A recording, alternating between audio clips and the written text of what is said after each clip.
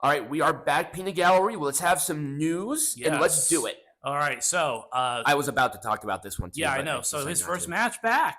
So do you remember Velveteen Dream? Well, formerly known as Velveteen Dream. I don't know what he's going by nowadays, but his first match back on some indie show somewhere. I do not remember. I think it's in New York.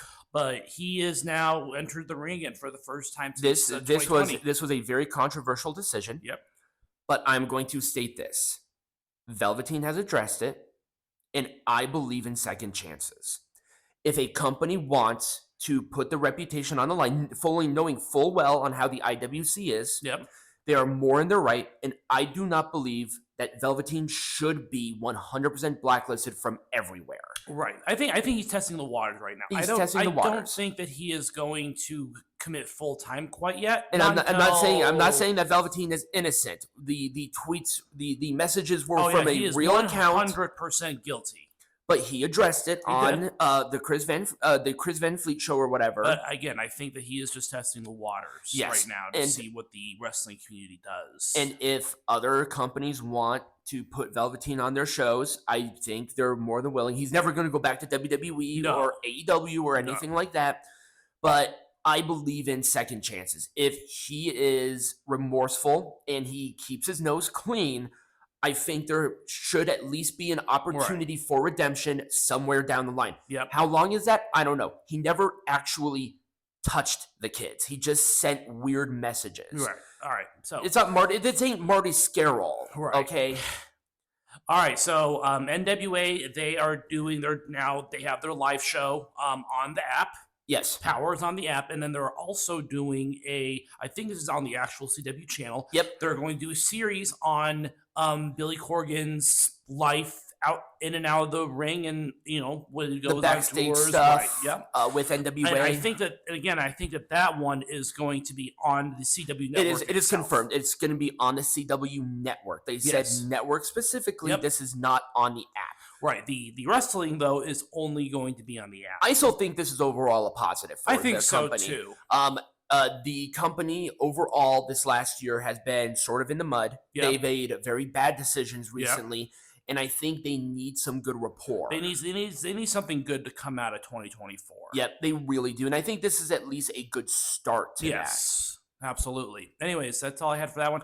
TNA. This one was weird. This is very controversial. The reason I bring this up is because this is very controversial. Josh Alexander did not want his contract to be extended, but TNA exercised their option, and so he's with TNA for at least the next year. He's not happy about it, and we all know what's been going on with all the backstage shenanigans within TNA with Scott D'Amore leaving and everything like that. I think more of these wrestlers want to write out their contracts and don't want to be extended. But yeah, Josh Alexander is still with TNA and he's not happy about it. I'm not surprised. Now, if that was in the contract, they have every right to do so. They have every right to do so. Now, is it the right choice? No. But I mean, for TNA, it probably is the right choice. Well, yeah, it's Josh Alexander. For Josh Alexander, he probably wished it was a different outcome. Anthem. Please hire back Scott D'Amore. You are really going to. Why? I don't get it.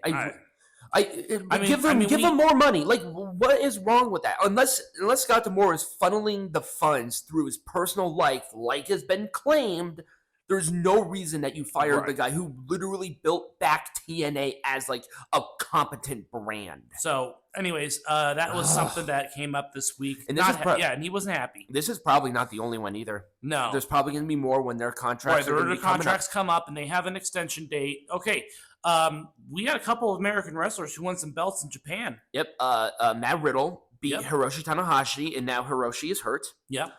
And Kazuchika Okada left, so the never openweight 6-man tag team champions are in the air. Yep. Because Hiroshi and Kazuchika were part of the team that were holding the belts. And then Nick Nemeth won the global champion. Yep. Which was the United States Intercontinental, the secondary title that New Japan has for their heavyweights. So both of the secondary titles now are held by Americans who were formerly part of the WWE. Probably some much needed publicity because they are not doing well in America. No, they are not. They have not been for a while, and I think this was a I think that was a right choice. I think so. I don't want to say it's a desperation move, but I'm going to say it's probably a desperation move. But with their big Japanese stars leaving for greener pastures, if you want to call them quote green, unquote. You know, I New Japan is going to have a rough year this year. I think Bushiroad's brands are just going to have a rough this year. Yep. Same thing with Stardom. Yep. Stardom lost a bunch of really good people. Again, Bushiroad is just going to have a rough year. I just don't know why all of a sudden they are. They had all this momentum. Then AEW happened, and now it's just sort of like it's been sort of teetering, but this is almost on the break. Yeah. And that sucks. Nick Nemeth did say that he will be defending the global champion at the next pay-per-view against All Odds. Okay. So that is going to be a thing, and I think that's a positive. Yes, that there is still a working relationship. But what does New Japan do now? I mean, they're having a struggle building new stars. Yeah. With, Sonata they try to build, but then he's the most overrated wrestler. Evil is pretty much in the mud for the most part. Are you just going to keep Tetsuya Naito? And, well, I mean, really, he's about it. Yeah. I don't know. Because Okada's gone. Okada was the safe bet with the IWGP. Will Ospreay is going to AEW. So there's that. What do you do? JJ White, your biggest star of the last year, is no longer with New Japan. He's with AEW as well. And he's not any sort of world title contender for any belt capacity-wise at all. So, like, what the if you're New Japan, what do you do? Like, I don't know what. I don't think there's much you can do. Jeez. You got to bring in these American stars that have star power. You know what I would do, and I think this would be somewhat controversial. I would stop the promotion with America. I would say we gotta keep it here for a while. Yeah, because that's when it was good. When they did not try to. Or else, if you want to bring Brock Lesnar back, which is always a possibility too. But that would also be controversial because of what's happening. But Brock Lesnar is still under contract with WWE for at the moment. He still is. Yep. So anyways, just wanted to say that a couple of Americans, and then Good Brothers showing up on NXT.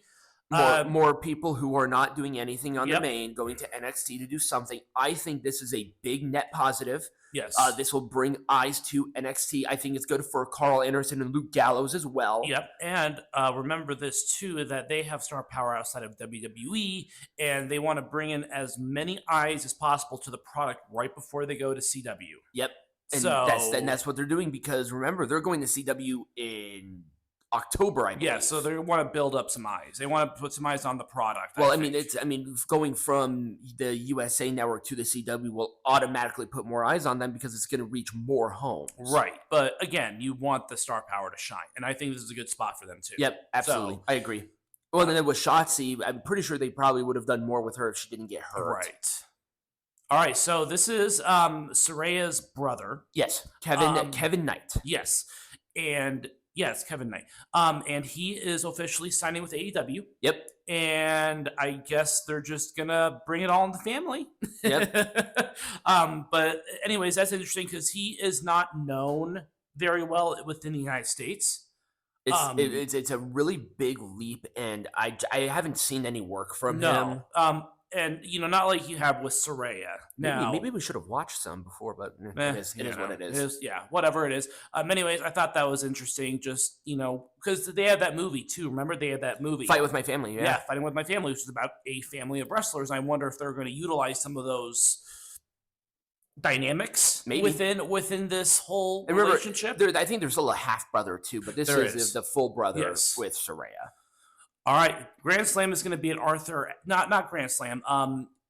Forbidden Door 3 is going to be at Arthur Ashe Stadium. So and then Grand Slam is moving to the Louis Armstrong Stadium in Queens. Yes.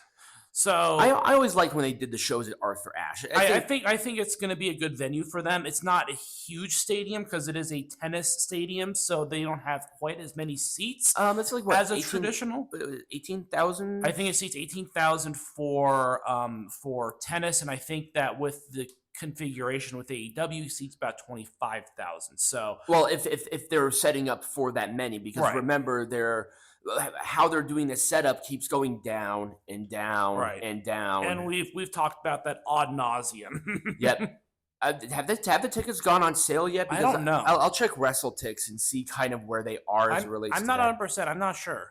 But anyways, why Kevin Nash? So Kevin Nash wants to go to Sting's last match, but WWE is not letting him. Oh yeah, I remember that. A little bit of drama mixed in with that one because he really does want to go. WWE always does this. Oh, I know. They've always. Now it's not out of the realm of possibility that they would. Obviously, they had Ric Flair and Christian Cage do the exchange, and that was during the McMahon era. I just, it just is interesting to me how the dynamics change so much when there isn't as much, because Triple H doesn't have that kind of control. Right. Like, he is not Vince McMahon replacement because he is not the owner of the company. This is a TKO decision, not a WWE decision. And I think that we're going to see a lot of that moving forward, where TKO wants to be very protective of their public figures to ensure that they do not show up or get misidentified or identified at a major show. I think that they are going to be very careful with how they perform. I think TKO would be willing to negotiate saying he can go, but you can't show him. He is in this spot. You can't do it. Right. With AEW. I mean, But anyway, this caused a little bit of controversy. Yep. But they're totally cool with, UFC fighter making a challenge to Conor goddamn McGregor for WrestleMania. Well, again, TKO, it's all in the family. It's all in the group now. Yep. All right, so that's about all I have for the news this week. When we come back, we'll talk about the good and bad with Elimination Chamber. Yes.